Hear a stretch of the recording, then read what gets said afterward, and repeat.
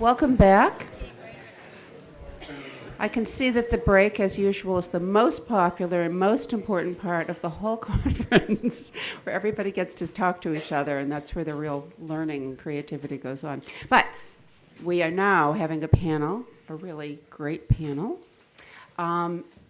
talking about assessment from 3 different angles.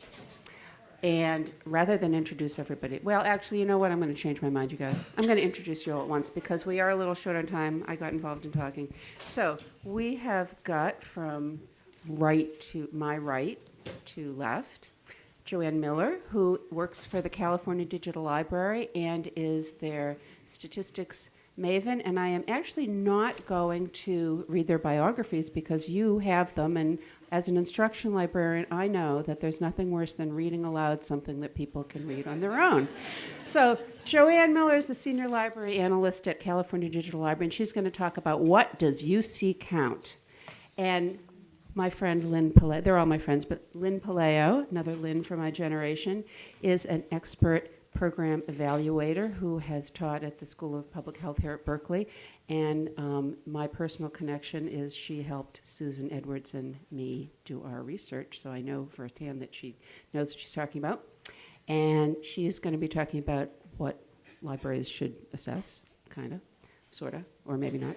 And then Merrilee Proffitt, my old friend, who used to work at the Bancroft and is now a senior program officer at OCLC Research, is going to talk about rare materials and assessment and what should we and what do we and what could we assess. So with that minor introduction, take it away. Hello, I'm Joanne Miller. Thank you for having me here.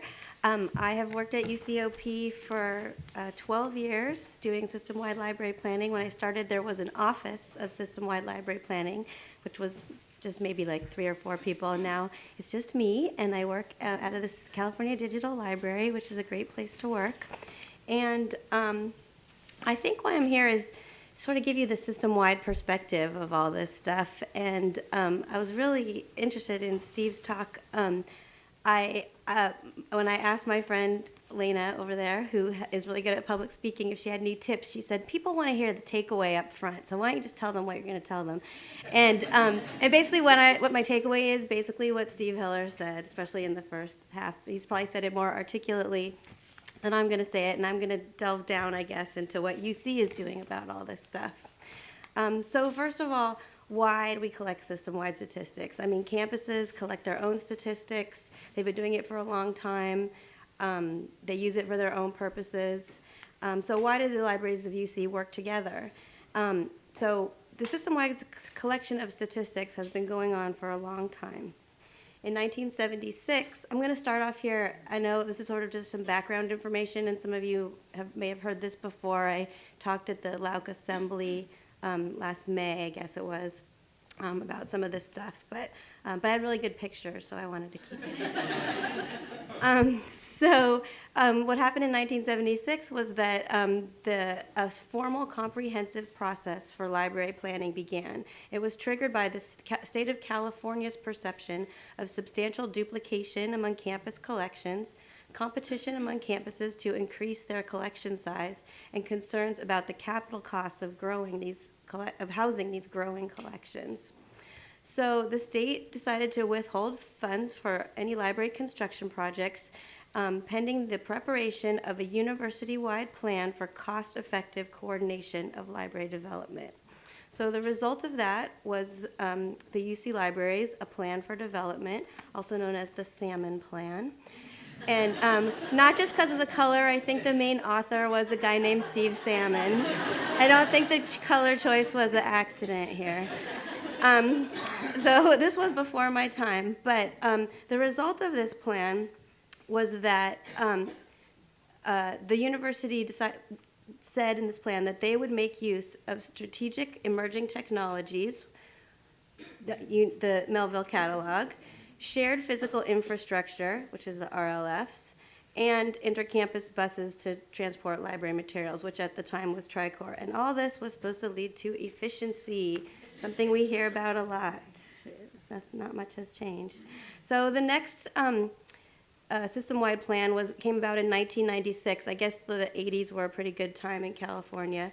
Because in 1996, the universities decided, the UC libraries decided that faced with reduced funding, they should launch a new system-wide library planning and action initiative. And this came about, I think, a lot due to what was noted as the hyperinflation in the cost and rate of scholarly publishing. So I think this was kind of in the early days of what's known as the serials crisis, which is a very long crisis. And this report included what we called the 7 pillars, which included the recommendation for the establishment of the California Digital Library to create a shared digital collection and to support alternative models for scholarly publications. And a lot of other things that you see here: resource sharing, print collection, collaboration. But it's good to remind ourselves of these. And then in 2004, the next strategic plan came along, Strategic Directions for Libraries and Scholarly Information, University-Wide Planning and Action. And this one, again, came up with some strategies to kind of help direct the goals of the university. And these strategies were actually aligned with particular programs that were going on at the time so that programs could be evaluated in follow-up reports. You know, it's important to assess once in a while how you're doing and what's important. The administration gets interested. There are budget cuts. People get worried about the state of the libraries. And so they commission reports or task forces to look at these things. So then most recently, we have the 2011 SLASIAC Library Planning Task Force. SLASIAC, for those of you who don't know, is the System-Wide Library and Scholarly Information Advisory Committee. I'm probably the only one who likes the word SLASIAC. But this is a group that's charged by the provost, who is now Amy Dorr at UCOP. It's a system-wide committee that includes librarians, faculty, administrators. So it's supposed to include a broad kind of constituency of people, and to advise the provost on matters relating to libraries and scholarly communication. So this group was charged. This group came about because it was estimated that the libraries had seen budget reductions of 20% in the previous couple of years, that the cost of library materials was outpacing inflation, rising user expectations for services kept rising, and the expansion of UC's population and academic programs. So libraries needing to support more and more people and more programs. So this group was charged to focus on system-wide strategies and investments that the university could pursue. Specifically, greater system-wide and regional consolidation of library services and systems, system-wide strategies for developing, managing print and digital collections, reliance on open access materials, reducing expenditures on high-priced serials, and also to focus on the use of library space. So this was included in their charge. And so the committee met for about a little over a year. So this was a task force of this SLASIAC, so it was kind of a subgroup. And they came out with these recommendations, and these were supposed to realize efficiencies of $52 million over 3 years. And it was all charted out and everything. It was kind of like those numbers just thrown up on the wall. But so what their recommendations were, they had strategies for the expansion and management of shared services, which basically is NGTS. NGTS was going on at the time. And so it was sort of like, okay, we give approval to that. Strategies that address the pricing of academic publications, they recommended continued collaboration and working together. They recommended including the faculty, getting the faculty involved in knowing how much this stuff costs and knowing what's happening when the faculty give away their intellectual property, what that can result in. The strategies to recover costs and enhance and diversify revenue was a little bit controversial. That included suggestions for external partners to pay for library services that don't currently. It's had suggestions for fundraising, on a system-wide basis, or even charging student fees. And then finally, this fourth one is a little bit an insider strategies to improve the framework for the planning, consultation, and decision-making of the libraries. So what this last one did was it sort of improved the decision-making and consultation chain between the COUL, SLASIAC, and the Council of Vice Chancellors. And it put SLASIAC as the board of the CDL. So due to this report, the SLASIAC's charge was revised to oversee the CDL, to function as its board, to review its budget, review its plans, and also review any system-wide new initiatives, plans, and activities, and review the budget for that. So it could be seen as more of a challenge, but it also could be seen as, okay, good, now you have this system-wide group advocating for the libraries on a system-wide basis that can kind of help you ask for more resources or explain why more resources are needed in various ways. Okay, now I'm going to talk about statistics. So does anyone here collect or report statistics in your job or use statistics that are produced system-wide or anything? Oh, good. Okay. So I love this beautiful chart here. Is graph. It's from the Hathi Trust, and it shows the distribution of LC subject classification. And call number distribution. I don't know. It's just a picture of it. I just like the picture.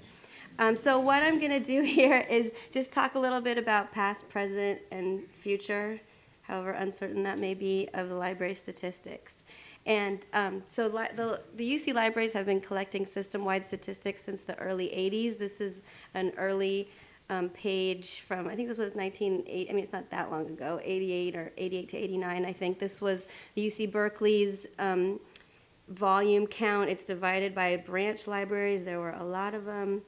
It was very specific and broken down back in the 80s. And then today, this is one of our pages. It doesn't look that different. So this is other library materials divided by campus from last year.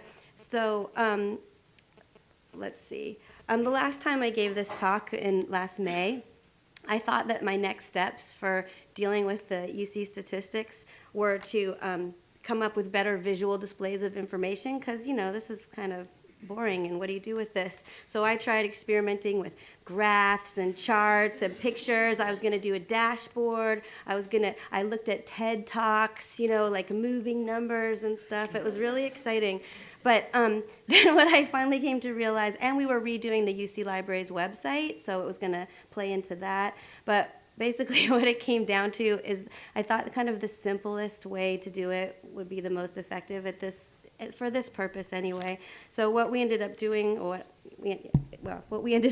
was just providing you with some basic data here. It's going to be updated for this year when I get around to it.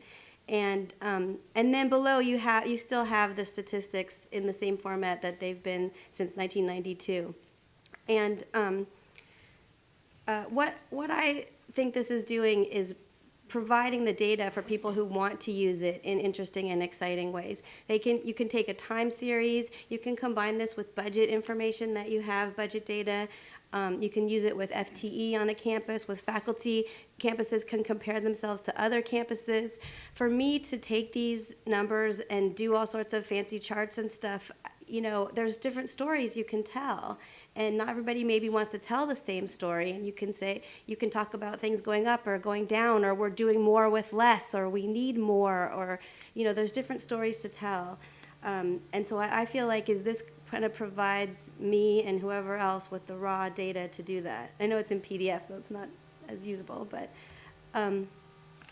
let's see. So, so I was asked to talk about the categories. What does UC collect? So what UC is collecting is numbers, volume, serial titles, other library materials, on and on and on. And in the past, we always said we would align ourselves with ARL. We follow ARL's lead in line with their categories. Ours are more broken down based on requests from risk management, who for some reason can't just do visual materials, it needs to be broken down, or audio materials. But I'll talk a little bit more about that later. And then also other units of the CDL collect usage data, often through third-party vendors. So let's see. Oh, and also we do try to collect digital resources. This is, I don't know how long we've been trying to do this, ever since ARL included it in their, yeah, sorry, you can't see it very well. You get the idea. Since ARL included it in their supplemental statistics, trying to get a grip on how many digital resources we have. So this is trying to be consistent over time at least, if not exactly correct. And there's always footnotes. So now I'm going to talk for a couple minutes about ARL, because as I said, in the past we thought we would align ourselves with ARL, and that was great. Those are our colleagues, similar institutions, but now look what they've done. They've combined all our categories into one number. So, this is still a work in progress. It kind of leaves us at a loss for what to do. But at least I think ARL is trying to look ahead and try to get away from these backward-looking measures toward forward-looking measures and output. And so as I was trying to figure out what they were doing, I noticed that the executive director of the ARL is on a listening tour right now. And I think he was in Southern California recently. And he gave a talk called The Role of the Library in the Transformative Higher Education Environment, or Fitting Our Measures to Our Goals. Yeah, that's a great idea. And so suggestions that he had, I guess, based on this talk were, what about, instead of the ARL investment index, or how much stuff do you have, how about cost avoidance index? How about a collaboration index or enterprise fit index? And I mean, I think UC has actually been campaigning ARL for some of these for a while, especially the collaboration index. It's really hard to get away from ARL. I think especially at Berkeley and probably at UCLA, it just kind of looms over you.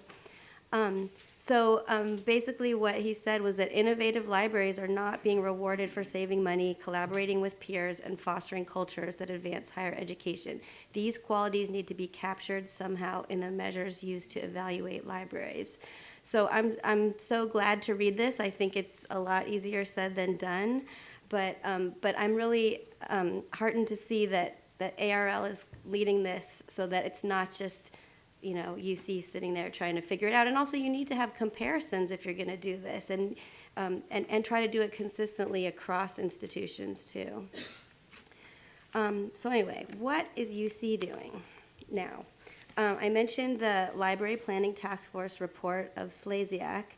And shortly after that came out, the UC libraries were included in something called Working Smarter, a UCOP initiative to find efficiencies of $500 million.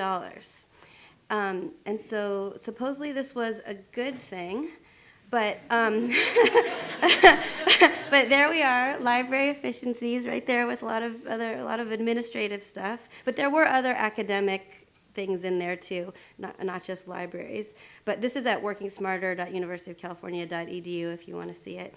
But what this meant was that the libraries were expected to show actual efficiencies and report them to UCOP, efficiencies on a system-wide basis.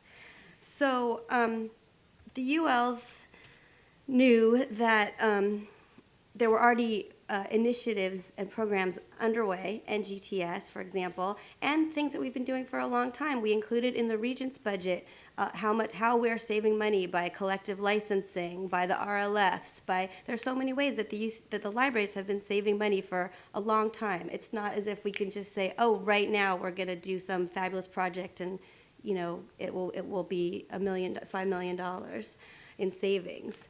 I mean, you could do that by saying, okay, we didn't build a brand new beautiful library building. There, we just saved you $50 million. All right.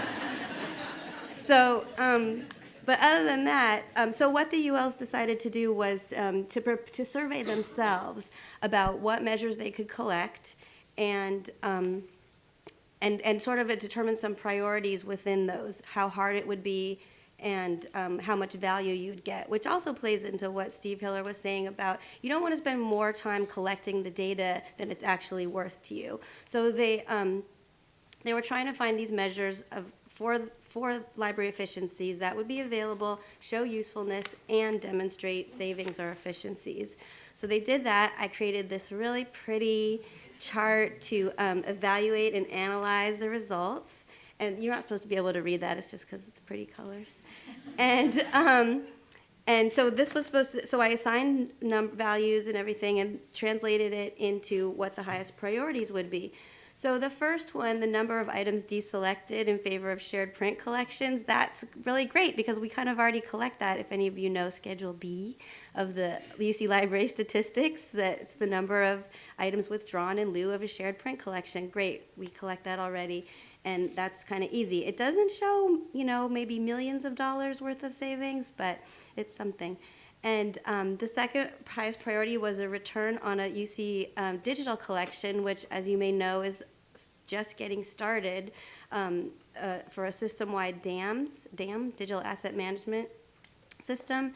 And this, in order to figure out the efficiencies and savings here, you need to get data from the campuses. How much does it cost to run your local program to do this? How much does it cost to do that system-wide? Then you can show your savings. But this is, just getting up and running. The third highest priority were the outcomes of the NGTS, which they decided that compiling all these together would be the most effective. So those were what at the time was collection service centers, shelf-ready cataloging, and minimum record standards.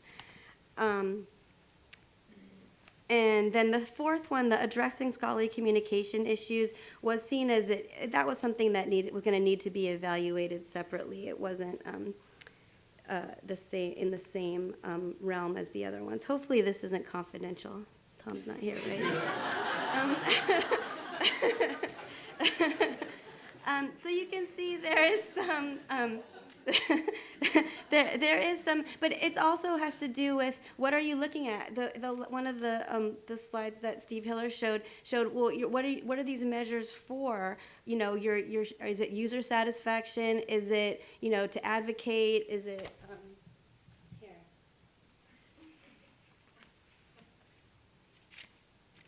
It was who? Yeah. What do stakeholders know? Oh. I lost it again. Oh my God. Assessing what's important. But what it is so these you can't show ARL. These are not really even output statistics. These are just efficiencies. And it's a reaction, it's a reaction to what is being asked by the administration. But, at least it's starting to think of different things and different things we could collect and not just going back to what we've always collected. So who knows? So this is kind of the future part of the talk where I think we're trying to get started on different things. And I was really, let's see, what else? Oh, I just read the report of the Commission on the Future of the UC Berkeley Library, which I thought was really interesting.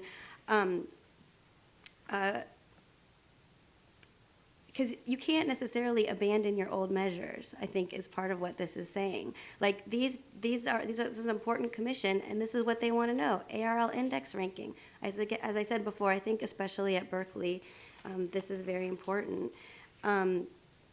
So I'm not sure where this will go, but ARL index, gate counts system-wide has never collected. Electronic access, that's great. Monographic and bound periodical checkouts, I don't really know what to say about that. Library instruction, that's great. User satisfaction, great. Delivery services, I don't know. So anyway, I just kind of wanted to mention this because I think there's all these inputs into what we need to look at going forward. So thinking about what's next. How are the UC statistics used? Well, I was pretty interested to hear Tom Leonard standing up here, and the first thing he said was the UC libraries have 38 million volumes. I mean, that's system-wide statistics being used right there. So that was pretty great. They're used for the annual Regents budget out of the UCOP office. They're used for risk management, which are the insurance people to know how many, that's Schedule D of the of the annual statistics to know what's in each building. I know it's probably a pain to do, but I give that right to the risk management people. Unit values for the value of the collection, that's also for risk management. These numbers go on the UC Library website and promotional materials. There's an annual price increase estimate that I do to estimate the price in the next year for periodicals and monographs. This is sent to the State Department of Finance and to campuses to use however they want to use it. And it's based partly on collections numbers, and also for lots of ad hoc reports, such as what Tom Leonard did this morning. So, let's see. I'm also really excited later today to hear Lynn Jones and Susan Edwards talk about using data to make collections decisions, because that all ties into this. Let's see, what else? I also think it was interesting in Tom Leonard's talk that the quantitative versus the qualitative. I thought his little blurbs from each campus about featuring things from those campuses was possibly more effective than saying, we have 500,000 microfiche, or, whatever it is, like, because it's kind of like a given level too, I think, that you have all that stuff that your users need, but you also manage to have like a great science fiction collection, and that tells a very interesting story. And so anyway, let's see. Next steps. I haven't met Gail Ford yet, but I think you're here somewhere. And, hi.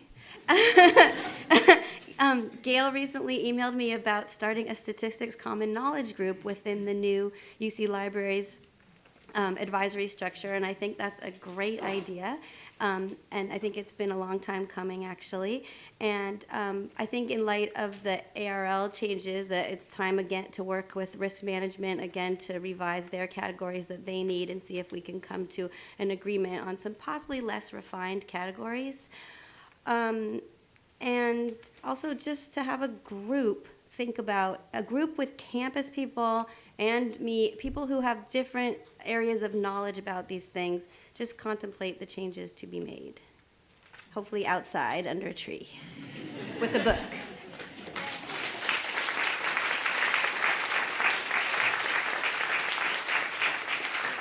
Thank you, Joanne. You made statistics amusing. Okay, and next we have Lynn Paleo.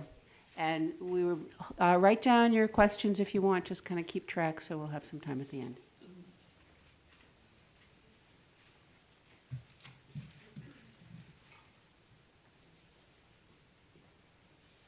Hello. Let me just switch from being under a tree to being somewhere else. Who here, other than myself, doesn't work for a library?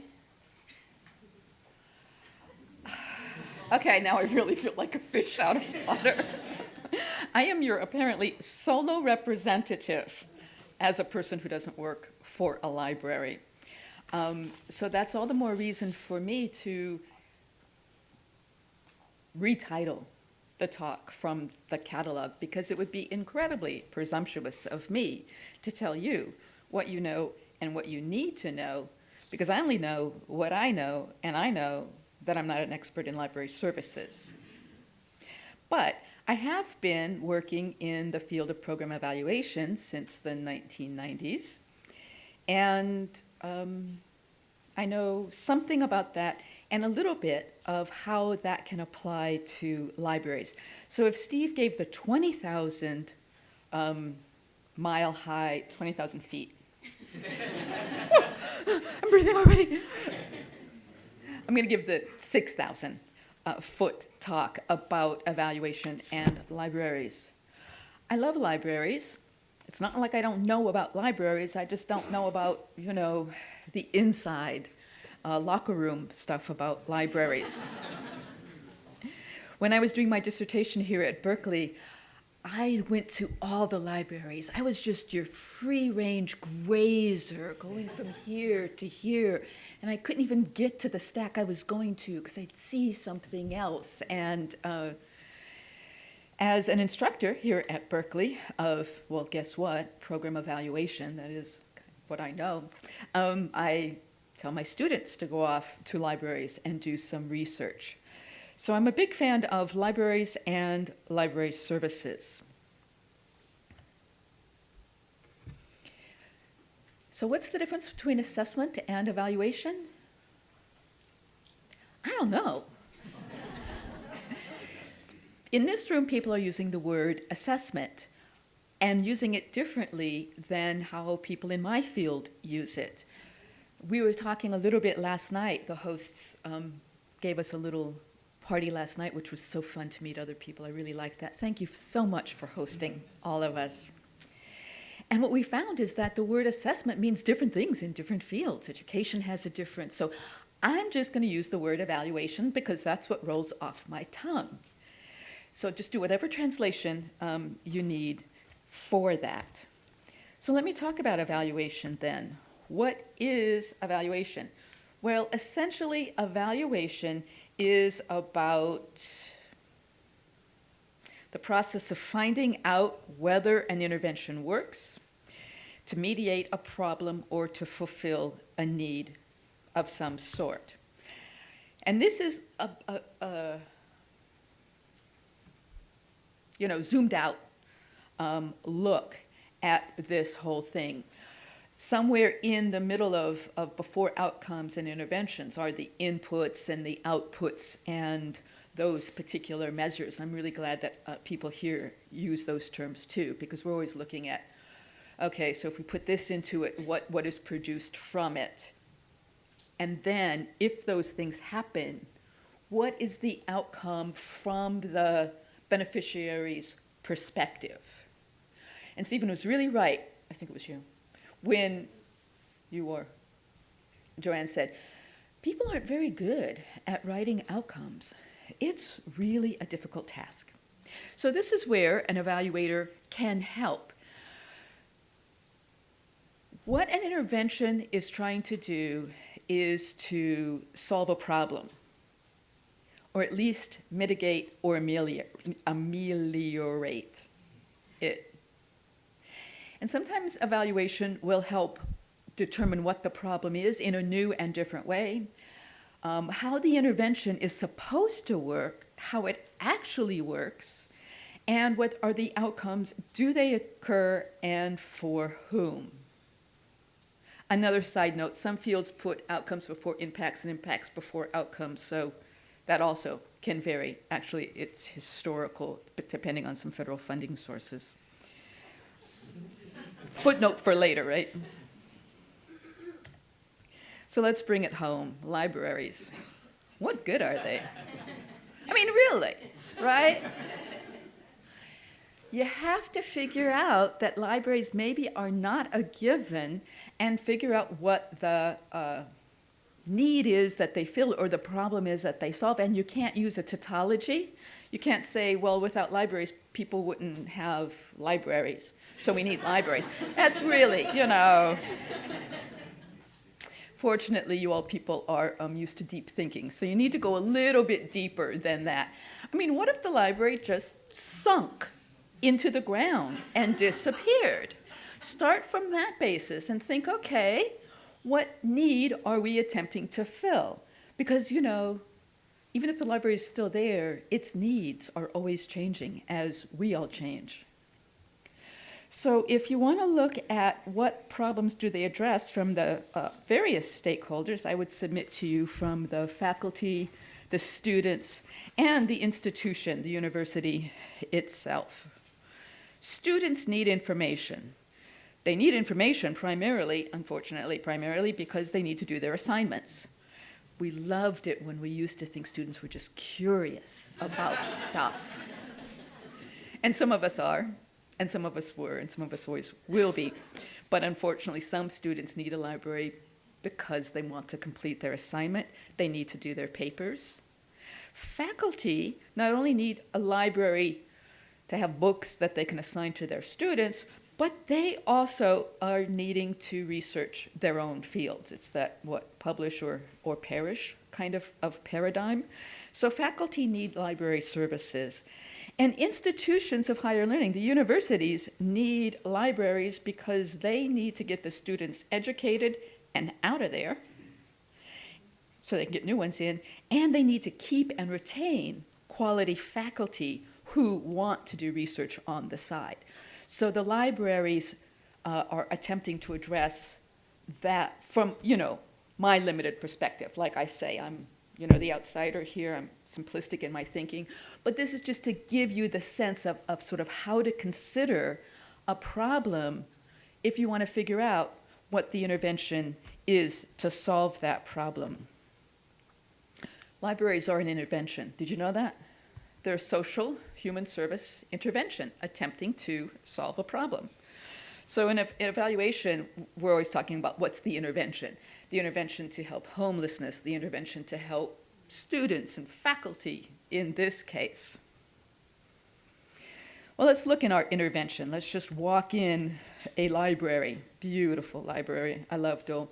One of the things that you might want to look at for outcomes are to evaluate the collections, and that you hear a lot about today. Collections of books, journals, and online resources. So what might be some of the outcomes? Well, I'm just brainstorming. Some of the outcomes for collections might be owning books that faculty assign to their students, subscribing to journals that faculty need to keep up with their field, owning materials that doctoral students need to do their research, owning up-to-date works and older works in proper proportions. It's that last phrase, proper proportions, that's the killer, isn't it? Another outcome might be owning books and journals versus other artifacts and ephemera, or the proper balance of books and journals and online services. So assessment might tell you how many you have of each. Evaluation takes the next step to say, is that the balance that you want? Partly because you're going back to think, okay, what is the problem that we're trying to solve that relates to this particular thing? Another thing that you might want to evaluate is reference services. Go to B. The outcomes that reference services might be attempting to, the outcomes that reference services might have, and I'm just again brainstorming, is the proficiency of the reference librarian to understand the question of the student, even if it's poorly phrased, and to be able to rename it as a reference question. The accuracy of the information that the reference librarian provides. Okay, let's rename that as an outcome. Librarians provide accurate information to students. A variety of references are provided. The ability to show a student how to replicate and adapt the search. I gotta say this was my favorite because I would go to reference librarians and they would show me something and I would go home and try to do it. I just couldn't. I'm so embarrassed to say. And then one might want to evaluate the space itself and its use. Some outcomes for that might include, basic things like, is there the proper light? Do we need different kinds of light? Do we have the right kinds of amenities? How often do our Xerox machines break down? Are the stacks well organized? Is there comfortable seating space? I love seeing that you would sleep in Morrison. What a great place to do that in. Is there individual space? Is there group study space? Is there noisy versus quiet space? But also the use of space for author guest talks. The use of space for training of library services and library searches. And then one could evaluate the other part of a library, which is the behind the door one, the management policies, staff competencies. How do all of these help the users? So those are some possible outcomes. Now let's look at methods. So we've already talked about the first of these things. Okay, I've talked about it, you haven't talked about it, and I haven't talked about it in great depth, but this is what you could talk about when you go back to your offices. So the basic evaluation steps are these, and I'm going to take the hint from somebody and not read them to you. Read fast. Read faster. Okay, so basically what we want to do is find out what you have, compare it to something else, some kind of comparison, benchmark, standards, or even a group process of what there should be, although that's a little dangerous, and determine what your next steps are to meet the aspirational outcomes. That part is so critical to conceptions of using evaluation to improve services.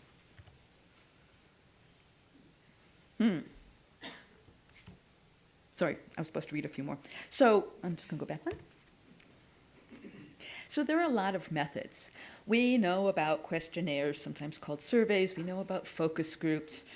But some of the things that aren't used very often are observations and skills demonstrations. So I want to pull those two out in some little examples for you to just get your brain's thinking, oh, okay, well, she said it so simplistically, but if we apply it to our more complex situation, we could do a really good job. So you basically want to plan a study. Here's the big one. Take notes and put it by a star. You want to announce the study and its intended use to the people from whom you are collecting information, especially if it's out in the library, the people. So often you can get a lot of buy-in to this if there's a big banner and some balloons that say something that says, well, okay, if it's a passive observation, you don't. But if you want to ask them some questions and stuff, we're doing this cool thing. And you phrase it interestingly. Like when there was an HIV campaign up in Seattle, a media campaign, they were going to call random digit dial phones. They put up signs everywhere that says, if we call, will you tell us? Kind of an intriguing thing. And then it had a little bit of, sign text about what it was about. And I find that helps a lot because it doesn't take people off guard. They know this cool, limited opportunity, available only for a short time, join now, is available. And then you want to collect the data and analyze it, interpret the results. Data's nice, the statistics are nice, but what do they mean? You want to present it, and then you want to use them to determine what your next steps are. Let me get a sip of water.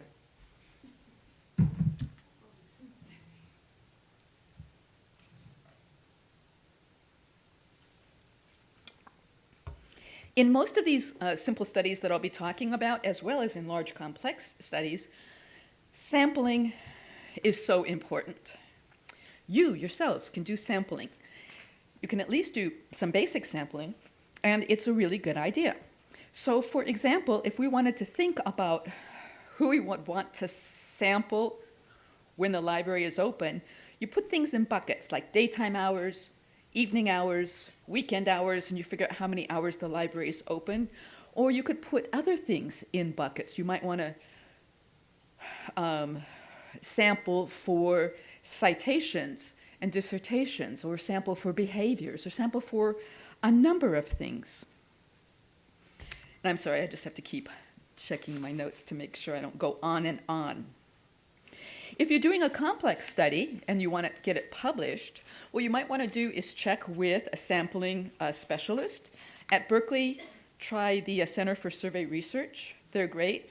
They're even greater if you come in with a written simplistic sampling plan and the purpose of your study, so they don't have to spend an hour asking you questions, and they'll frequently be happy to look at it. Every place, every university has somebody who knows about sampling, and it's best if you try it yourself and then get the help you need. Please avoid the convenience sample. What's a convenience sample? Does anyone know what a convenience sample is? Yes, a lot of people know what a convenience sample is. Well, just in case you didn't raise your hand and still didn't know, a convenience sample is you kind of sample whoever it's convenient to sample. The people who take the survey that you hand them and then actually turn it in. That's a convenient sample because those people are really different than other people on the very dimensions that you're trying to measure. So it doesn't matter maybe what hair color they have, because that isn't a variable that you're trying to doesn't relate to any measure that you're trying to measure. But when they use the library or whether they respond to your questions, those are. So the classic one is that, people will sample people who look nice and smile at you, and they won't sample people who are frowning. Although people who are frowning often have different opinions about libraries than people who are smiling. So avoid convenient samples. And I mean really avoid it. It's not just, oh, that's okay, we just collected so many from our convenient sample, so it's probably okay. It isn't. Results from a convenient sample of 350 people are less trustworthy than results of a representative sample of 35. So think small and representative, think large and representative if you can, but don't think convenience sampling. Okay, example 1, use of space. So here is a little study that we might want to do for one of the outcomes that I am saying is a good balance between individual study space and group study space. And I'm especially thinking of smaller libraries that don't really have a lot of group study space. And so people are, in the room with other people trying to do individual study, even though they're, whispering to each other, and they really probably could use a group study space. Well, how much group study space do they really need? Here you go. So first you want to figure out, okay, divide the library into the times of day that it's open, day, evening, weekend. So put them in each bucket. For example, if there are 7 hours a day of day use, 35 hours of evening use, 5 hours of evening time is 25 hours, and let's say 10 hours on the weekends, because people like to go home and be with their families. So that is 70 possible hours. And so you can sample in proportion. So we're sampling for time. You want to do whatever you're going to do in proportion to the size of those buckets. So we have 70 total hours that the library is open. Remember, this is just an example.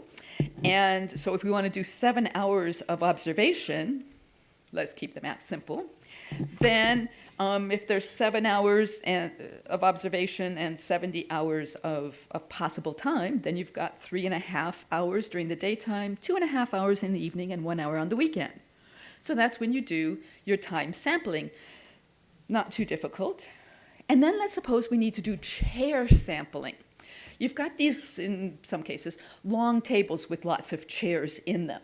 Well, somebody's going to do an observation of certain things, and they can't keep their eyes on everything because maybe it's the person who's checking out books at the same time. I mean, we're operating under limited resources, generally, for some of these small studies.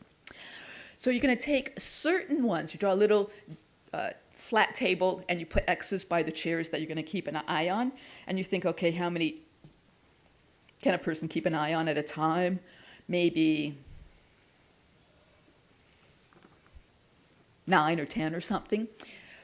Make sure that when you do that, you don't divide the number of chairs by something that matters. Like if there are 10 chairs to a table, don't say, okay, we'll sample 1 and 10, because the people who sit on the ends are really different than the people who sit in the middle. So make sure that your sample is not 2, 5, 10, or 20, or anything that divides into either getting all of the people on the ends or none of the people. So you might do by like 7 or 8. Say, okay, we'll look at every 8th person. So it's pretty simple. You just draw a diagram for your reference. Maybe reference librarian. Check out librarians, whoever you've got. And they have a little tally for each of the tables, and they only have to look for 30 seconds every 10 minutes. So you just look at the room, and all you have to do is say, is that person quiet and alone and studying, or are they interacting with another person or other people, quietly, of course? Or is the chair empty? They make a check, they go back to their work, 10 minutes later, they look at all their chairs, they make a note. This is not so arduous. This is not a $1 million study. Of course, the results aren't worth $1 million, so that's good. But it gives you a sense for the purpose of making decisions. And that's what these kinds of smaller evaluations are for. So this is an observation methodology that you can just kind of fit in to your life. So what you might find out is that you need some spaces that are kind of messy study spaces and some spaces that are really alone. Maybe you put, some spaces at one side of the room and some spaces at another with a divider. I mean, it's not great, but until you can get the money to build a whole new study room, it might at least start providing you with information about what proportion of group study space do we need based on the fact that some people are just having to have it because they have to work together. All right, second one, lecture series. Sometimes libraries offer some kind of lectures. We could ask a lot of questions about those lectures in terms of those outcomes. How many are they? Okay, that's not an outcome, that's just a count. What do attendees think? Did they like it? Did they not? Did they learn something? But for the purpose of today, I'm just going to give, how many? 5 minutes. I'm hoping one of my colleagues can, loan me a couple of minutes. Let's suppose we want to know why people leave early, because people are slipping out. Why are they slipping out? Are we getting kind of the wrong speakers? Are the talks too long? Just what is it? Well, you could do a really long survey with everyone who leaves, but probably that's not going to work because when they leave, they want to leave. However, what I have found is that if you ask them just 3 questions, and you have a little iPad app, they have iPad apps now that do this, and you just show them so they can see exactly what the questions are. And there's, of course, a banner or a sign behind you that says, hey, we just want to know something, and it's only 3 questions, and maybe you write the questions up so they know what they're getting into. You know how you walk in the street and someone, has a clipboard and they want to approach you, and you kind of like, oh, this might take time or something. But if they have a little sign that says 2 questions only, none of them about money, I'm more likely to answer those. So 3 questions could be, did you intend to come? Are you early departers just drop-ins? Which is great, but it's good to know. Was the speaker interesting to you? And how many talks have you attended before? Seems kind of simple, because it is, but you can kind of get a lot of information from that. You could compare attendees who leave early with their level of interest in the talk, pretty basic. You could compare the intentional attendees who leave with the drop-in attendees who leave, which gives you some information that some people like to drop in and just stay a few minutes. But people who intended to come might still leave, and see if there's an association with either the length of the talk or their interest in the talk. And you can find out if they're your frequent attendees. This can help you with some things, like do you have higher proportion of early departers at shorter talks? Make your talks shorter, maybe. Do you have a high proportion of drop-ins? If so, then you might not need to make heavy promotion of a particular event. You make heavy promotion of your event series. If what you get are drop-ins and they're kind of drop into anything, and if they like it, they stay. Or, has anyone heard of Ignite? David Fetterman, of course, because he's an AEA member, American Evaluation Association member, and another person. Ignite. There are these, it's a website, go to it. They happen all over the country, all over the world. Speakers get 20 slides, 5 minutes to say what they want to say. It's really fun, and people will come because you only have to listen to anybody for 5 minutes. And they roll, and they're quick, and they're interesting, and usually the slides are very entertaining. So you might want to try an Ignite night. The requirements are that you have to be willing to videotape it and give it to the Ignite website. All right, let me try my third example, really moving right along. It's that one that I was having troubles with when I was a student. Reference librarians can find stuff. Can I find it again? Even if I'm finding exactly what they showed me, my own failure rate indicates to me that that might be a worthwhile outcome. We learn from our failures. So how can you do that? Well, a reference librarian could show to somebody a search. And then there has to be a banner up here that says something like, "We can do it, can you?" Or something very friendly that lets them know that only a few privileged people are going to be asked to participate in this little skills demonstration. So maybe there is a bowl of slips, and you draw the slip, and it either says you're in the little study or you're not. Plunk. But if you draw the, "Oops, I have to replicate this," oh my gosh. Of course, you have to draw the slip after you see the search, because, otherwise it's not fair, because they might pay attention more. But that's why you have to have the banner that they know that they might have to replicate the search. So this is pretty simple. I mean, even if you just do a few of these at different times of the day, and then the librarian would note maybe 3 things about it that indicate whether the person was able to replicate that search, like the difficulty of the topic, whatever. Then you've got some really cool data that can help you figure out what trainings students need more carefully. Is it particular topics? Is it particular search engines? What do you want to do? Okay, data. Deal with it. Didn't that sound harsh? If you've already been working in research and you've already been working in Excel, just take a nap for a minute. Go in your head to a beach area. But for the rest of you, there's some basic things about Excel that you need to know. And that is, there can only be 1 record per row. And every row has to have a record. You can't interrupt it with the new quarter or the new year or the different colleges. No, if the row has a record, the next row and the next row does. So what you do is you do those little subheadings as a column, like workshop title. Whoop. I'm sorry, I was thinking I was in Excel, so I could just pop on it, right? I'm not.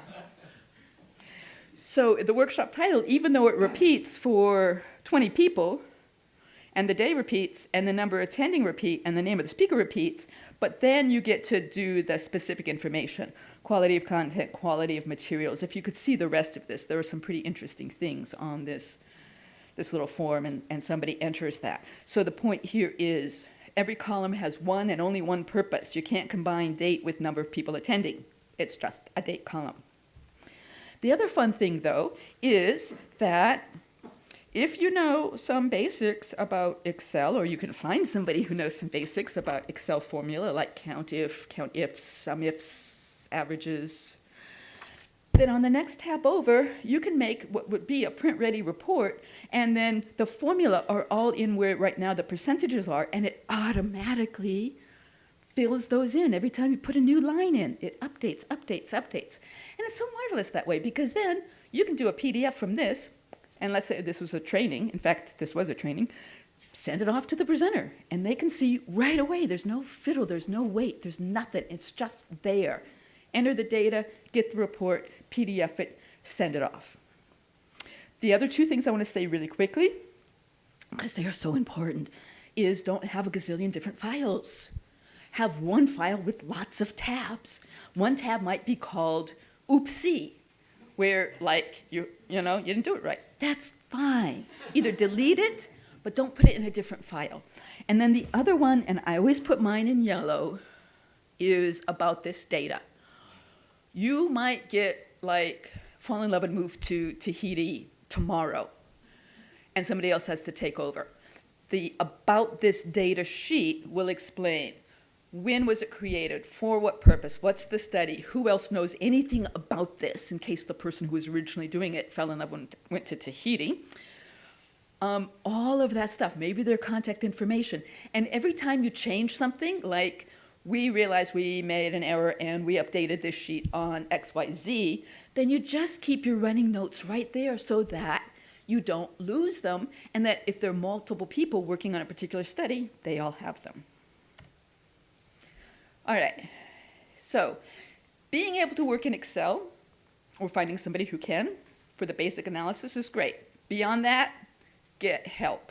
Statisticians are marvelous. Love them statisticians, because they can really do the serious stuff. They can put it in SPSS, data, whatever.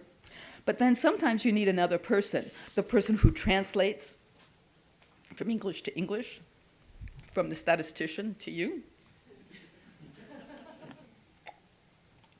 I'm not going to go into statistics. I'll just say one thing. People get confused about significant. Oh, it's statistically significant. That's fabuloso. Let's publish. Statistically significant doesn't mean it really matters. If it's not substantively different, if the difference is 0.3%, in fact, let me give you an example. The 5th and 7th grade California athletic 7 measures of kids being able to do their things, well, there was improvement. It went from 32.1% could do them to 32.4%. 0.3% different. It was statistically significant because you had a gazillion people doing it. You can get statistical significance with numbers. But you do not get substantive significance. So just talk to your statistician about that. And my final words, finally, and I'm wrapping back to the beginning, the purpose of evaluation, assessment, any research, at least in this room, because we set the tone, Stephen set the tone on that, is to take action on the information. Researchers often will say, and the next step is to do more research. But intervention implementers, i.e. librarians in your case, think that the next step is to take some kind of incremental action to change or refine your intervention. Whether the intervention is helping students understand how to do a search or redefining your space, whatever it is, don't collect it if you aren't gonna take some action. That's the theme today, right? And we used to laugh in the 70s, dating myself, when it was like, what do we want? Radical change. When do we want it? Now. Well, now with this stuff, it's more like, what do we want? Incremental change. When do we want it? In due course. Right? But it's really true. This is what we can do with the information that we can get today. Some people say if you're not going to do something about it, don't bother studying it. Well, I'm not like that radical. I mean, we're curious people. We want to maybe look at some things. Just don't spend a gazillion bucks on it. Be a learning organization. Ask questions. Get answers. Talk about what's feasible to change, what's not feasible to change, and keep an open mind about what is. Plan to change in incremental steps and follow up. So that's my little talk about the 6,000-foot view.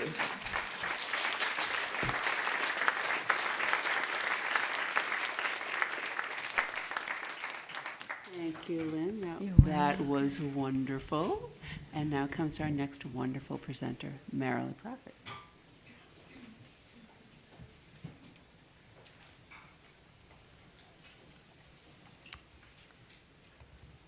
So I'm an outsider in a different kind of way. I'm going to be talking about special collections. And first, I wonder how many of you work in a special collections context?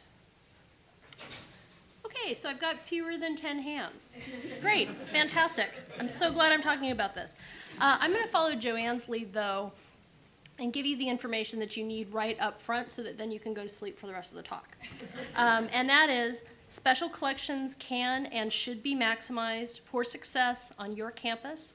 They should be tailored to support research and teaching needs on your campus. You can and should focus on what matters most. So that's it. Okay. Beyond that, I want to step away from special collections and say why this matters and why it matters particularly now. For the last several years in research library, the professional discourse has really emphasized the increased importance and status of special collections relative to general collections. And reasons for this include the rise of the network, mass migration of information seekers to large commercial information hubs, which supply large quantities of good enough information that's easy to find and used, set against a backdrop of monographs digitized by a range of players, availability of electronic resources. In a research library setting, generally speaking, we've seen a decline in use of print collections. Institutions are moving to print management involving consolidation and centralization of these collections. Going forward, it's claimed the primary focus of mass collecting in institutions will centralize around rare and unique materials, as well as those resources that are distinctive to local mission and milieu, which may not be special collections, but things that are very important for you to collect and maintain on your own campuses. So the early assertions about the value of special collections relative to general collections go back to 2007 and have surfaced in reports from the Library of Congress Working Group on the Future of Bibliographic Control, the On the Record report, and the 2009 Taiga Forum. I think it was one of the first Taiga Forum provocative statements declared that special collections would kind of displace everything else. They were being provocative. More recently, the Research Libraries UK, which is an equivalent to ARL in the UK, has established a work strand on unique and distinctive materials. ARL also has a similar working group looking on the role of special collections in a research library. But in addition to what we read in the literature, one of the reasons that OCLC Research and the group that I work with, the OCLC Research Library Partnership, has invested and continues to invest in special collections is because the institutions that we hear from tell us that special collections represent an important challenge for them. And so what is it about special collections that is so challenging? Well, our institutions are struggling with enormous backlogs. Collecting has not kept pace with backroom processing. And this has been documented both in the US and Canada by an ARL survey that was conducted in 1998 and a follow-up survey that was conducted by OCLC Research in 2009. Many institutions have anywhere from 1/3 to 1/2 of their archival collections in backlog, which represents a significant problem, right? You have these things, they're on campus, nobody knows that they're there because they're not processed and not available for use. So, effectively, like they don't exist. There are similar, we did a survey in the UK and Ireland, and a similar situation exists there. So this is a transnational problem. There are a variety of reasons for backlogs because labor costs to process collections are high. Unlike with technical services elsewhere, there are few efficiencies to be gained with unique materials, right? You can't do copy cataloging on your unique materials. However, institutions have invested in getting the descriptions that they do have online, right? So there's been a huge effort in getting your print finding aids digitized into the Online Archive of California, where they're more discoverable for everybody. And this has resulted in an increased demand for these materials. So as demand for print collections has eroded, we've seen and heard reports of more demand for special collections materials. This has been difficult to document due to erratic practices in recording data in special collections, but anecdotally, special collection staff are struggling to keep up with demand. But it's not as if research libraries can shift the full force of their resources and attention to special collections.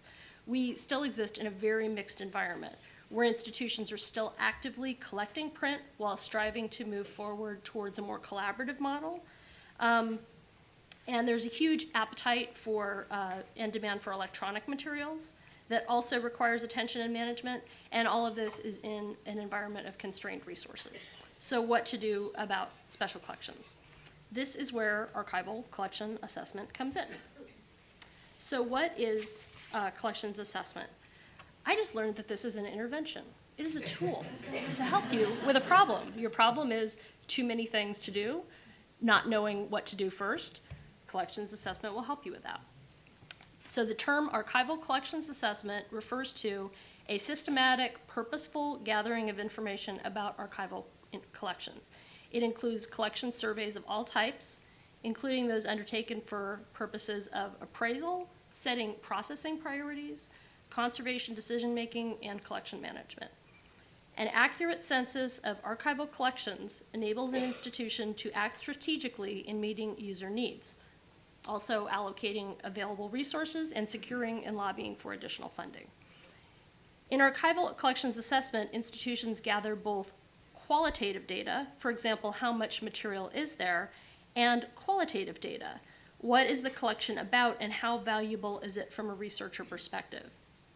The qualitative data can be more difficult to gather, but this is where the real power of archival collection assessment is and where you can start to make priority calls, rather than continuing to say that all work in special collections is necessarily equal, or if you fall into the trap of doing what's easy, what you wind up doing is prioritizing the stuff that really has very clear preservation needs without balancing that with how beneficial is it to do this work for the research community that you're serving? Because you're not doing this work in a vacuum. You're not serving the collection, you're serving the users. So it's what was said earlier, what's easy to collect is not necessarily what's most valuable, and I really want to emphasize that with archival collections assessment. This is what sets it apart from a more traditional preservation survey, is that research value rating, and we'll get into that in a little bit earlier. So there's a crushing amount of work to be done in special collections, and be able to prioritize work or take this intervention is critical in terms of getting to your outcomes and your impact. I love Lynn's framework. Now I have better vocabulary, which I always love. So why collections assessment? As I've said before, there's too much to do, too many possible directions, and you need a tool that will help you, a flexible tool that will help you sort this all out.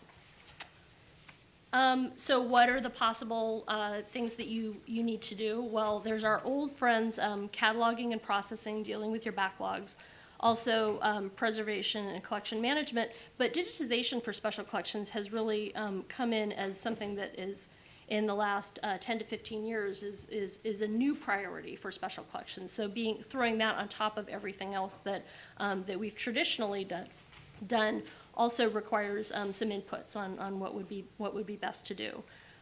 What you want to tackle is highly dependent on your local context, and this gets back to aligning with your campus context, maximizing for success in what's important on your campus, what the research mission of your campus is, what the teaching priorities are, how you can support your researchers best. And oops, now we're going backwards. We don't want to do that. So and it's worth remembering that we're in an era of assessment. Of course, I'm preaching to the choir here.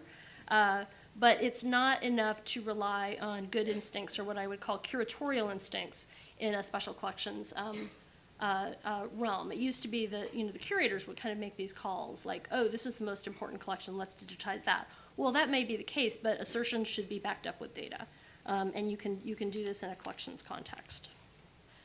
So collections assessment is kind of like a Swiss Army knife. That you can turn to in your moment of archival professional need.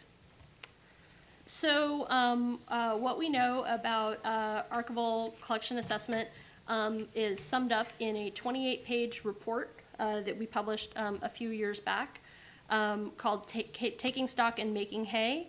It's 28 pages long, so it's not very long, but I'm gonna summarize it. And also Martha and I, my collaborator from the University of Michigan, also published in RBM, which is the Journal of the Rare Books and Manuscripts section of ACRL ALA. But I'm gonna just take you through some of the steps of archival collections assessment. So the first things you need to do is to get organized. So define what it is that you're going to be surveying. Are you going to be surveying all of your collections? That may not be practical. What you may want to do instead is to prioritize your unprocessed collections. There's a disadvantage to that, but if your main focus is to make priority calls on what to process, then just sticking with unprocessed collections may be the most appropriate thing to do. So also, you want to figure out who's going to do the work and what will they need to know. Well, in very many cases, doing archival collections assessment is something that's been done by entry-level professionals. So with very clear scope and guidelines, this is something that can be done by people who are just out of library school, or even interns who are in a library school program. So this is not rocket science. This is, pretty clear. The next thing you need to do in order to help those people do their work is to assemble the documentation and test the tools. So develop a procedurals manual, have paper worksheets. In a lot of cases, a procedures manual will have things like pictures on it, like is it this kind of a box or is it this kind of a box, and have a picture of each of the different types of archival housing that you might have, because it may not be clear to them when you say a Hollinger box exactly what you mean. So make sure that it's very clear, and then test it.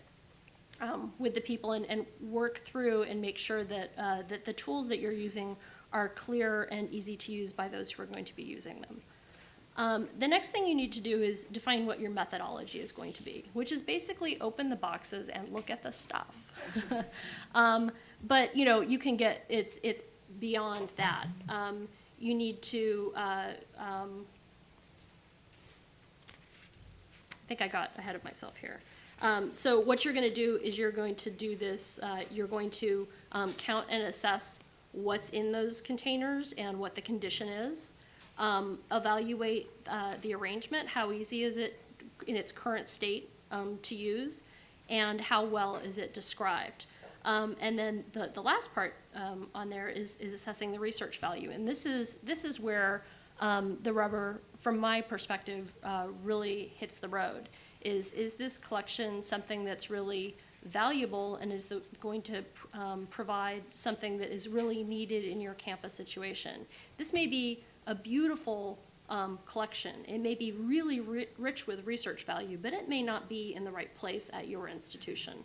This may not be, particularly if it's going to need a lot of work. This may not be the time to work on this collection. So collecting quantitative information requires little or no judgment. So how many things and what type, and again, those pictures can really help an unskilled person do that. One of the things that you're going to, in terms of methodology, one of the things that you're going to want to determine up front is, are you going to open every single box or are you going to do sampling? And you just need to figure that out. How will you measure extent, be consistent, what types of content, and how will it be categorized? So checklists are your not-so-secret weapon here. You want to have checklists for types of containers, types of materials, et cetera. You want to make this as bulletproof as possible so that people can just go through and fill out a checklist rather than having to write an essay on every box that they encounter. Make it simple. So the qualitative information requires some kind of a judgment. So you need to assign a rating or a value along with that is matched with a descriptive continuum or a scale. So going from 1 to 5. So 1 is very poor, high is great. So in terms of the condition of the collection, it might be poor to terrible, or to very good or excellent. And in terms of research valuable, it may be something like negligible to very high. So these 1 to 5 go along with descriptors. So again, you have these ratings descriptions that are in your guidelines that are very clearly laid out so that you can see that the quality of the housing, poor would be, it's like this, and excellent would be, it's in fantastic condition, it doesn't need any type of use, and or any type of assistance. And the same is true with all of these other things. You want to have these all very, very clearly laid out in kind of a what's it called, the data, a reference thing, something that you can reference. And again, the research value rating is the thing that really distinguishes this type of survey from traditional preservation surveys. So what do we know about collections assessment? This is something that can be done at your institution. There have been many institutions that have gone before, and there are really good models, techniques, and tools that are out there on the web that you can use. There's a growing number of institutions who have undertaken archival collection surveys, and a growing number of professionals, particularly young professionals who are out there who their very first job was being a survey archivist. And as I said, it doesn't require particularly special skills. It just requires preparation and good tools to be able to undertake this. So a range of institutions have used collections assessment for a range of outcomes. So dealing with the backlog has been kind of a primary example of this. So the Philadelphia Area Consortium of Special Collection Libraries was a real pioneer in this area. The Bancroft Library right here at Berkeley also did a collection survey that was primarily looked at addressing backlog along with other issues. Many of these projects have been funded by the Mellon Foundation, who had for a while there a real interest in helping institutions develop tools and methodologies for dealing with for assessing archival collections. Prioritizing for preservation, again with prioritizing looking at things that had real research value and prioritizing those in the preservation queue first. NYU, Columbia, the Smithsonian Institution archives are examples of institutions who've done this for preservation reasons. At the University of Michigan and the American Heritage Center at the University of Wyoming have done surveys across their entire collections to help them overall with collections management. And in the case of the American Heritage Center at the University of Wyoming, they use their collection survey to deaccession collections. So they took a real hard look at collections that just didn't match with their collecting priorities and focus, and tried to make matches with other institutions, which was great because those collections then moved to where they were really wanted and loved by researchers who were going to be able to make use of them. And one example was, I think there was a North Carolina fisheries collection that was at University of Wyoming. It was a big collection, and it moved to an institution that either had fisheries as like study of fish as something that was a part of their academic collection, or to an institution that had kind of an environmental program, or North Carolina, one of those. Any of those would have been a better match than University of Wyoming. They do a lot of like oil stuff there, I think. And then finally, making a case for funding. So the Philadelphia Area Consortium of Special Collection Libraries turned around and did their initial grant, which was looking at how they could prioritize processing and backlogs, and turned around and were able to spin that into two very successful grants where they were able to pitch getting funding for targeted processing of particular collections and matching that with donors who were interested in those particular areas, and also digitization. So they were able to say, we have very special collections that are of very broad interest, and it would be of great benefit if we digitize these particular collections. But they were able to take the data that was in their surveys and use that very effectively in grant proposals. Also, if you have this data at your fingertips, if you have an opportunity to apply for a grant or to be matched with a particular donor with a particular interest, you're much more able to react to that if you have that data at your fingertips instead of scrambling to get it. And that money will be better put to use because you're able to apply it more directly. So what are the opportunity spaces? Well, I would say that digitization is one of the areas where collections assessment could need a little more work. So we might be able to say, this collection would be great to digitize because it's of high research interest, it's in terms of preservation, it's in fantastic shape, we don't need to do anything to it, and it's well described. However, you don't know what the rights situation is. So none of the current survey tools include information for, what's the copyright status of this. So that would be an additional step that you would need to go back and revisit. Another thing is born digital. So many institutions have disk drives and floppy drives and all sorts of media kind of hidden in archival boxes. But we don't necessarily know what our born digital burden is until we've assessed it.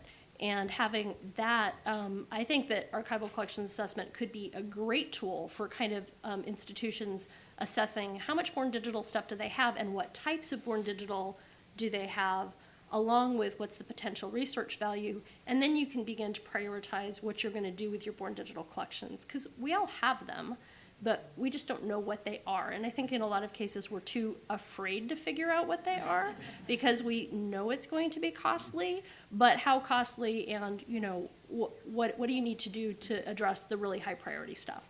And start from there, kind of baby steps. And then collaborative uses of surveys. I mentioned the Philadelphia area Special Collections Consortium. That's a whole group in Philadelphia. But also there was another group called the Black Metropolis Research Consortium in Chicago, which has used collection surveys, again, collaboratively across a number of smaller institutions, and been able to use them together to look at their collections as a group. And that's been a fantastic way for them to work, particularly in a small area, because they've been able to share research. They've been able to share staff to be able to do the survey. And so it's shared set of tools, it's shared set of practices, and also shared staff. So that's been also good. In terms of opportunities, the National Endowment for the Humanities, in their Humanities Collection and Research Reference Resources, added a category to their foundation's program to help give you money for this type of activity. So it's a relatively small amount of money, but this is also a relatively small undertaking that can have, I think, some pretty big benefit for institutions. So that's all I have to say. I wanted to give particular thanks, local thanks, to David DeLorenzo from the Bancroft Library, who was on a working group, which helped with writing the paper that Martha and I put together, and also Berkeley Ogden, who was somebody that we interviewed about preservation surveys that were kind of as a backdrop for this. So, thanks to you.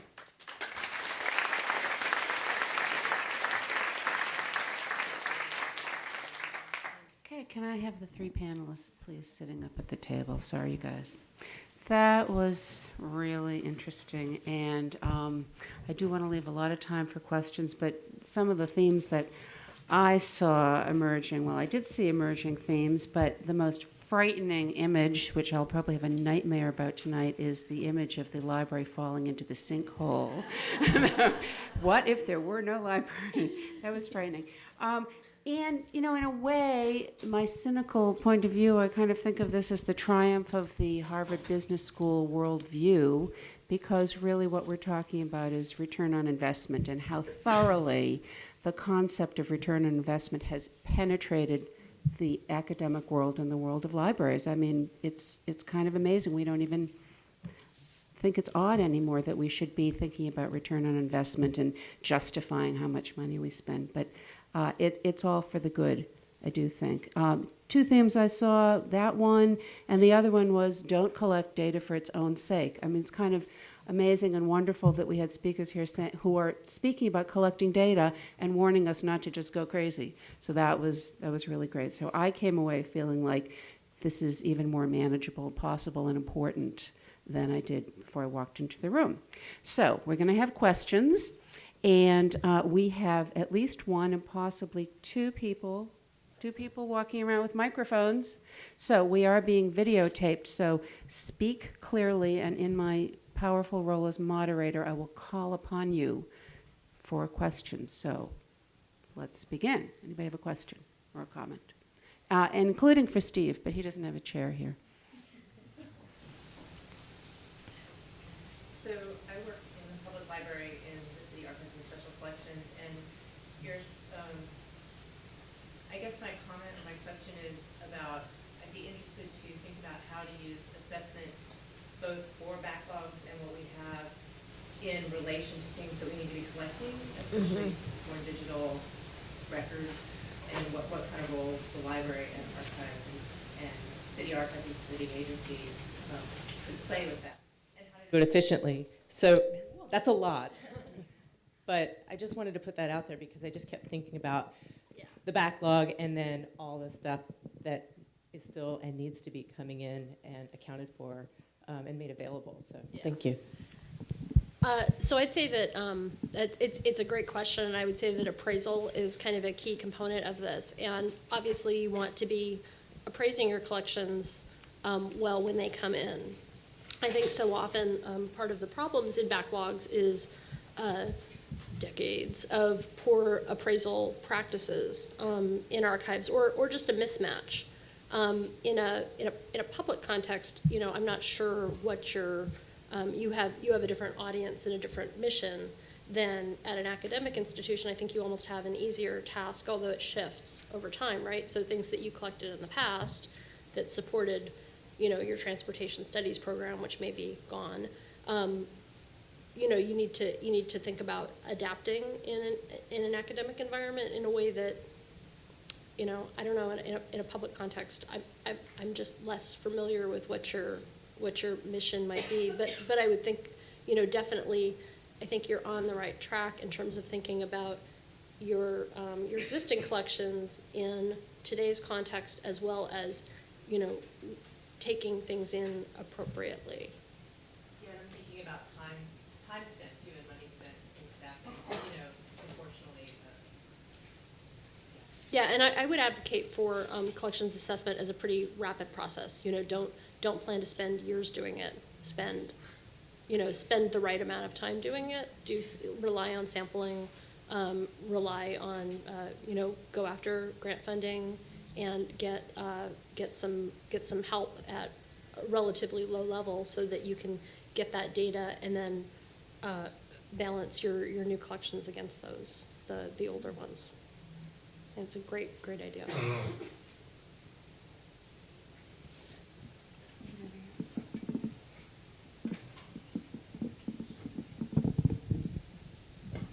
Hi, my question's for the panel and maybe for Steve as well. When he mentioned that a lot of our statistics are self-reported, not independently verified, we're increasingly under pressure to justify our existence, to align with missions of our institutions.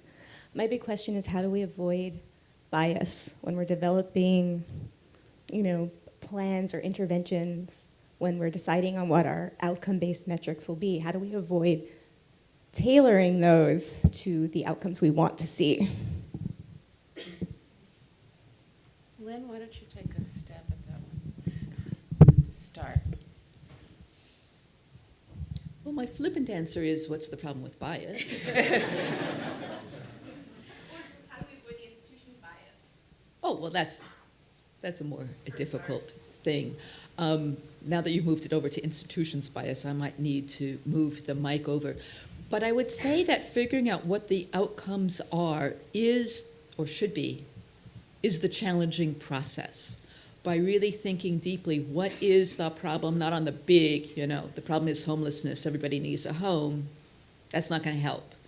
But on that more fine level, figuring out the problem and figuring out the outcomes are the two things. And then, there are thousands of outcomes that you could have. To some degree, the people who are the stakeholders, the whole kit and caboodle of the stakeholders, including the users and the institution and the faculty and the librarians, all get to, I would say, have a stake in that. And there are many new techniques for online collaboration and decision-making that you might want to think about. But of course, there's going to be bias. It's just like your stock holdings, they say, distribute your bias among a lot of stakeholders. Steve, do you want to respond at all to that one? Clearly, if you're looking at the library's perspective, it's not bias. It should be tied in directly to what you want to achieve in your outcomes and your strategy. I think it's being called upon by either external agencies or external within your institution for certain sorts of data. That becomes a little trickier. And that, I think, also relates to the skill of whoever your contact with those people are, to see what do they actually need, because it's possible that you may have something that'll work for them in in your data warehouse or whatever you might have on that. I find that generally university administrations aren't really concerned with how you do stuff, and what goes on behind the curtain. They may want some information on what it's good for, the community, the academic community. But in general, they are looking at either, as we heard, efficiency measures or some way of evaluating the library or assessing the library in concert with other institutional programs or with peer institutions. Thank you. Can I have one little short? Please, please. Yeah. A person who I think would have an excellent response to this question is Dr. David Fetterman from Stanford, an evaluator that I hold in great esteem. And his talk this afternoon, I think, might help, because this is what he does, is how to get the collaborative partners to be able to make decisions about what to collect. Great, we'll be looking forward to that. Did I see a question, Amir? Yeah.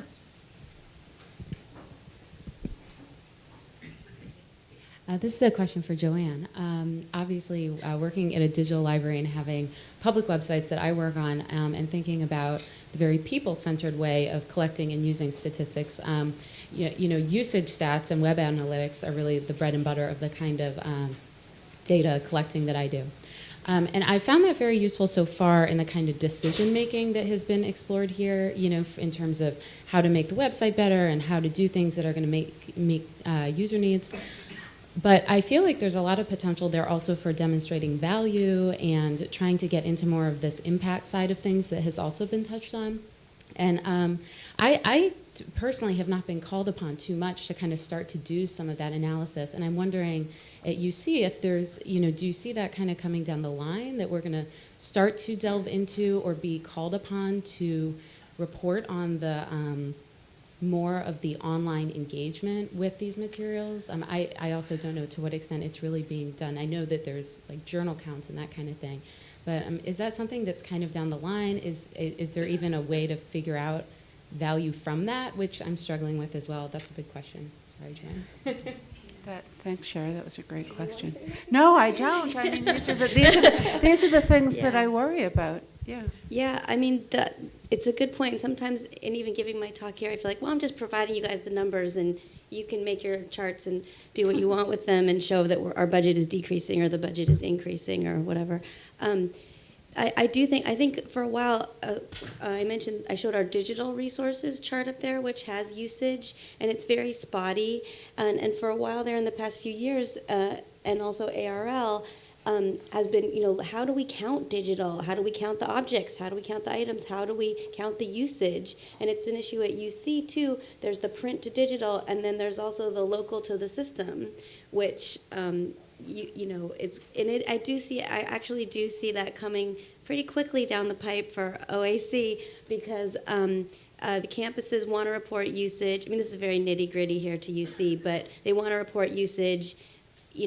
Aren't we collecting it? How do you show it? And yes, I think those data, the usage data points, can be used to show value. And Chan Lee is here, who collects the journal usage, and I know she puts that to a lot of use for making decisions, and I think showing value of those efforts too.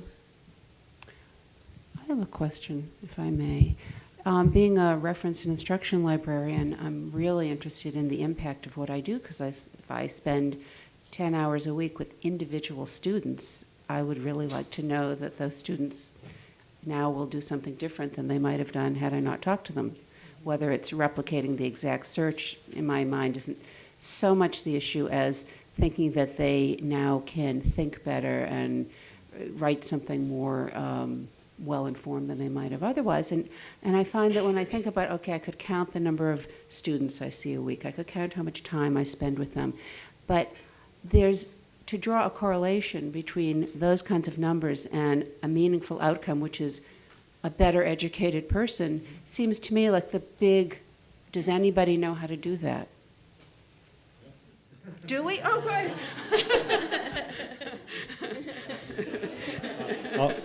I'll actually bring this up a little bit. And Lynn, thanks before for plugging my piece later at the end of the day. What I do is collaborative work and actually work on these big issues and big problems. And you can tie them to your individual activity. That's the whole point. And we'll talk about it in the context of what's called empowerment evaluation, where you're learning how to assess your own performance. You'll be helping others. And we talked about during the break as well, how we help people learn how to do this themselves. So. And if I can plug, you're selling your book out in the lobby, are you not? Thank you, of course. I think I don't get a return on that investment. Here's $5. No. No. But we'll talk about those issues a little later in the day.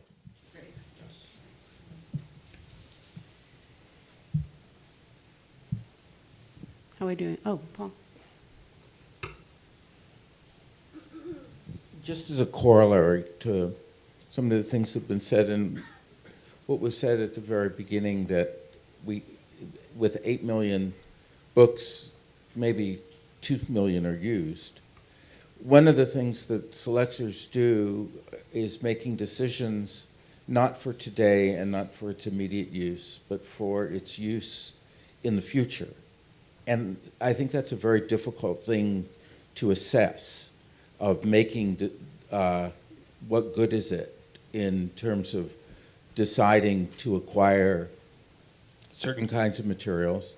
And the same thing with regard to journals, that journals are not necessarily the journals that are used every day, but that may be used as a future, and by having the usage statistics showing things that are perhaps not used very often doesn't necessarily mean that they're important. And so I find this a kind of conundrum in the whole arena of assessment. And I'd like to hear some things said about that.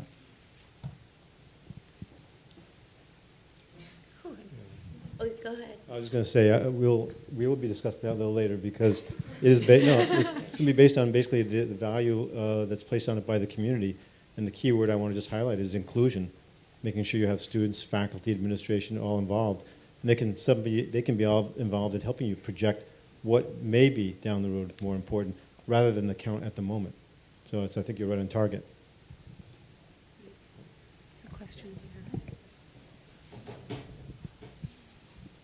So one of the things I was interested that you said, Merrilee, was about in your assessment is what in prioritizing making collections visible is how important is it to your public, whoever your public is, and you were mentioning this.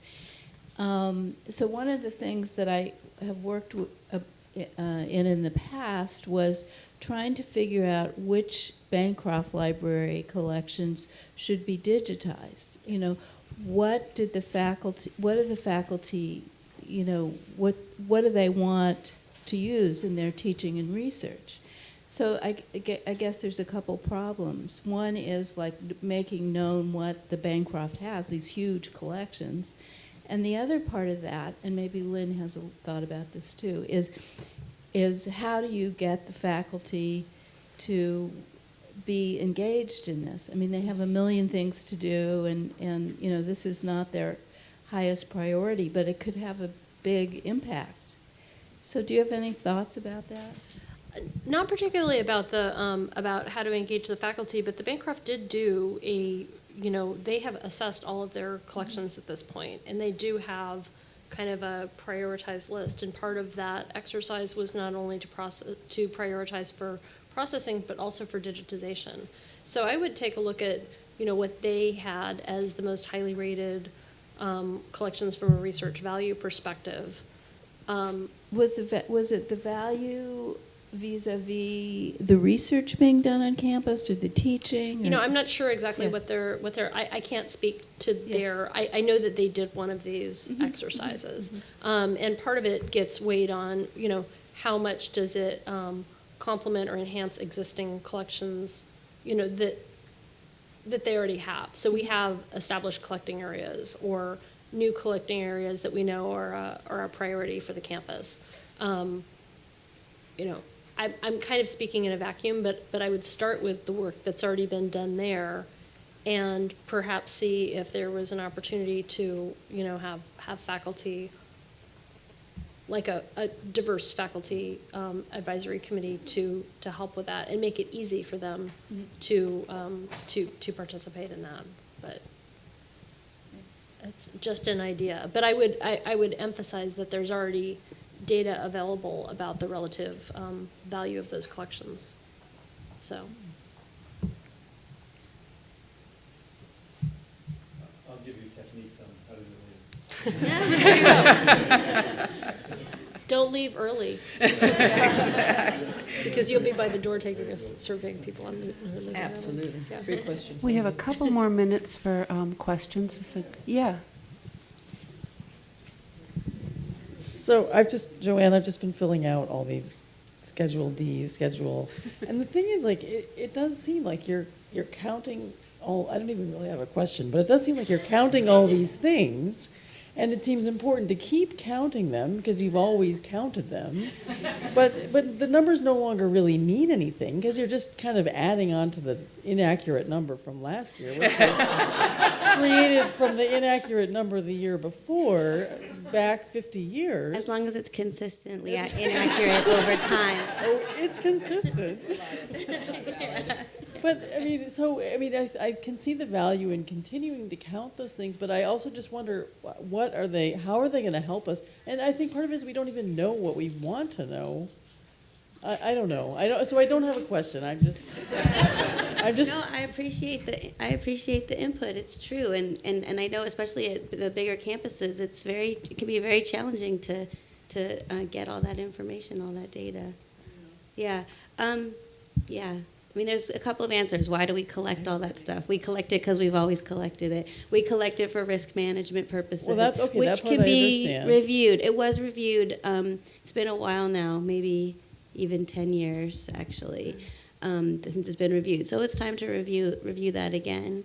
Yeah, and there was a statistics survey actually done in 2004 to 6 that resulted in some changes to the statistics, like some of the budget stuff was taken out and some other just minor tweaks. Yeah. But nobody said, like, get rid of this or we don't want this. Then the other thing, if this is like a whole nother issue, but like the counting the hits of your digital something or others, that's all. I mean, you have to get it from vendors, and I'm sure they're counting it differently. And what does it mean? And there's that whole issue. Plus, and there's another thing I heard about, which is that you can. Some people they study like the length of time you spend looking at something, and that has a different value. Like someone who just hits something and then goes back. Whereas someone who like sits there for an hour. Nobody's mentioned Google Analytics yet. It's amazing. Yeah. Right, but also, I mean, a tricky thing about that is more and more there's these services like Pocket where you find the thing and you immediately download it. You say, So you don't I persist wanna, on it So visibly. we're no longer in an environment where you sit there and you read the thing online. You might have quickly printed it out or put it into a service to read later. You don't know. So I'm a little, how long you spent looking at the thing doesn't, yeah, Steve. Oh, I've he's got to respond to I'd that. love to hear more about this common interest, common knowledge group. I mean, this is a UC thing. For non-UC people, we have this whole administrative advisory structure, and we have a new one, and now there's a new way that we can communicate through these common knowledge groups. So I don't know if Gail and Joanne, if you want to talk a little bit about, because that really interests me. I'll leave you with a final here, maybe? No, try and miss that.